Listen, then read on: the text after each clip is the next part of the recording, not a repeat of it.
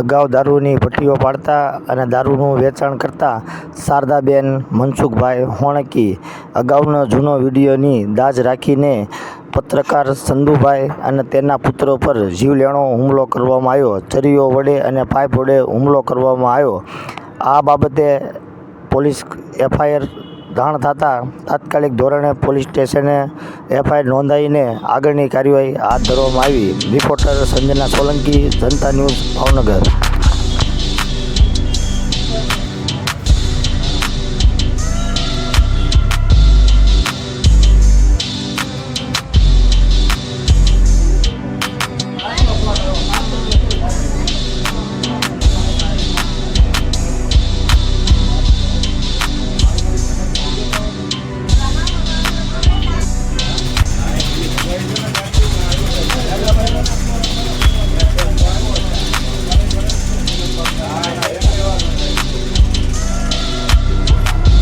હજી નથી